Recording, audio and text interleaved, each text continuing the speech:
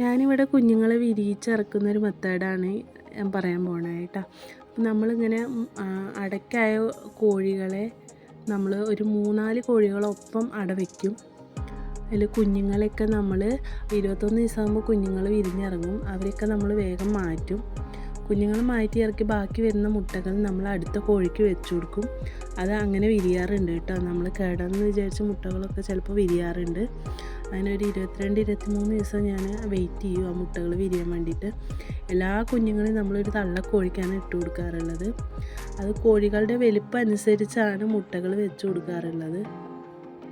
ചെറിയ കോഴിയാണെങ്കിൽ ഒരു 7-8 മുട്ടകളോളം വെച്ച് കൊടുക്കും. നമ്മൾ വലിയ കോഴികളൊക്കെ എണിച്ചാൽ 10-12 മുട്ടകൾ വെച്ച് കൊടുക്കും. അപ്പോൾ നമ്മളിങ്ങനെ ചെയ്യുമ്പോൾ നമുക്ക് ഒരു സെക്ഷൻ കുഞ്ഞുങ്ങളെ കിട്ടും. ഒരുപോലെ നമുക്ക് കൊടുക്കാൻ പറ്റിയ രീതിയിൽ നമുക്ക് കുഞ്ഞുങ്ങളെ കിട്ടും.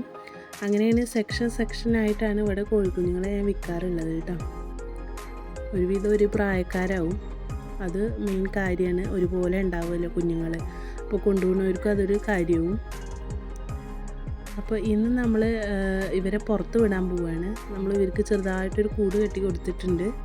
അതിലേക്ക് വിടാൻ പോവുകയാണ്. അപ്പോൾ 2 ആഴ്ചയായിട്ട് അവർ വിരിഞ്ഞിറങ്ങിയിട്ട്. ഇപ്പോൾ ചിറകും വാലൊക്കെ മുളച്ചിട്ടുണ്ട്. നല്ല ഉഷാറായിട്ട് വന്നിട്ടുണ്ട് കേട്ടോ. അസുഖം വരാതെ നമ്മൾ കോഴി വളർത്തുന്നവർ അസുഖം വരാതെ പരമാവധി നോക്കുക കോഴി കുഞ്ഞുങ്ങൾക്ക്. ഒരാൾക്ക് വന്നാൽ എല്ലാവരിലേക്കും പകരുമ്പോൾ അത് വലിയൊരു പ്രശ്നമാവും.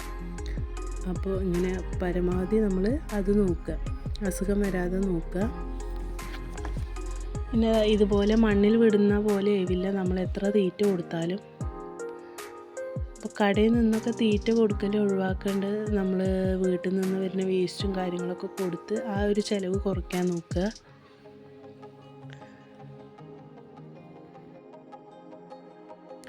കുറേ അധികം മുട്ടകൾ വരുമ്പോൾ ഞാനിവിടെ ഫ്രിഡ്ജിലാണ് സൂക്ഷിക്കാറുള്ളത്. അപ്പോൾ പലരുടെയും സംശയമാണ് ഈ ഫ്രിഡ്ജിൽ വെച്ച മുട്ടകൾ വിരിയുമോ എന്നുള്ളത്. അപ്പോൾ അത് വെച്ച് കൊടുക്കേണ്ട രീതി എന്ന് പറഞ്ഞാൽ അവർക്ക് അട വയ്ക്കാനാണ് ടൈമിന് ഒരു 2 മണിക്കൂർ മുന്നെങ്കിലും നമ്മൾ ആ മുട്ട പുറത്തേക്ക് എടുത്ത് വെക്കണം. ആ തണുപ്പൊക്കെ ഒന്ന് വിട്ടതിന് ശേഷം അത് വെള്ളമൊക്കെ ഒന്ന് തുടച്ചുണക്കിയിട്ട് വേണം കോഴികൾക്ക് അട വെച്ച് കൊടുക്കാൻ. വേനൽക്കാലത്തും അതുപോലെ ഈ ചൂട് കൂടുന്ന ടൈമിന് കോഴികൾ അടയിരിക്കുന്ന ടൈമിനാണ് കോഴിപ്പേൻ അധികം ഉണ്ടാവാറുള്ളത്. ഇവിടെ അത്രയ്ക്കൊന്നും അധികം ഇല്ലെങ്കിലും നമ്മൾ അടയിരിക്കുന്ന ടൈമിന് ഉണ്ടാവാറുണ്ട്. അത് നമ്മൾ അട വയ്ക്കുമ്പോൾ നമ്മൾ വെറ്റില ചാലിച്ച ആ ഒരു വെള്ളം അതിലേക്ക് സ്പ്രേ ചെയ്ത് കൊടുക്കും കേട്ടോ. എന്നിട്ട് നല്ല ഉണങ്ങിയ ചകിരി തുണ്ട് വെച്ച് കൊടുക്കും. പിന്നെ കുറച്ച് മണൽ, കുറച്ച് വെണ്ണീർ, മഞ്ഞൾപ്പൊടിയൊക്കെ ഇട്ട് കൊടുക്കുക കേട്ടോ. ഈ കോഴിപ്പേൻ കുറയ്ക്കാനുള്ളതാണ് ഞാൻ പറയുന്നത്. അപ്പം അങ്ങനെയൊക്കെ വെച്ചിട്ട് നമ്മൾ ആ മുട്ട വെച്ച് അതിൽ കോഴീനെ അട വെച്ചാൽ മിനിമം കോഴിപ്പേൻ ഒഴിവായി കിട്ടും. ഈ ഒരു മാർഗ്ഗങ്ങളൊക്കെ യൂസ് ചെയ്യുക കേട്ടോ. അതാ ഇന്ന് നമ്മൾ തള്ളേനെയും കോഴിക്കുഞ്ഞുങ്ങളെയും പുറത്ത് വിട്ടിരിക്കുകയാണ്. ആദ്യമായിട്ടാണ് ഇങ്ങനെ പുറത്ത് വിടുന്നത്. അത് ഇങ്ങനെ ഒരു കൂട് സെറ്റാക്കൊണ്ടാണ് നമ്മൾ ഇവരെ പുറത്ത് വിട്ടത് കേട്ടോ. അതുകൊണ്ട് തള്ള നന്നായിട്ട് മണ്ണിൽ കുളി കഴിഞ്ഞിട്ടുണ്ട്. അപ്പോൾ ഇങ്ങനെ നമ്മൾ പരമാവധി കൂടൊക്കെ സെറ്റ് ചെയ്ത് നമ്മളിങ്ങനെ മണ്ണിൽ പരമാവധി വിടാൻ നോക്കുക കേട്ടോ. ഇതിലിപ്പോൾ ഫുള്ള് നാടൻ മാത്രമല്ല, പകുതി ബ്രഹ്മയുണ്ട്, ഫയോമി ഉണ്ട്, എന്നാൽ നാടൻ കോഴികളും ഉണ്ട് കേട്ടോ. നാടൻ കോഴിയുടെ കുഞ്ഞുങ്ങളും ഉണ്ട്. അപ്പോൾ എല്ലാവരും പാടെ മിക്സ് ആയതാണ് ഇതിൽ കാണുന്നതെല്ലാം. അപ്പോൾ ഇവിടെ ചോദിച്ചു വരുന്ന അധികം നാടൻ കോഴി കുഞ്ഞുങ്ങളെയാണ്.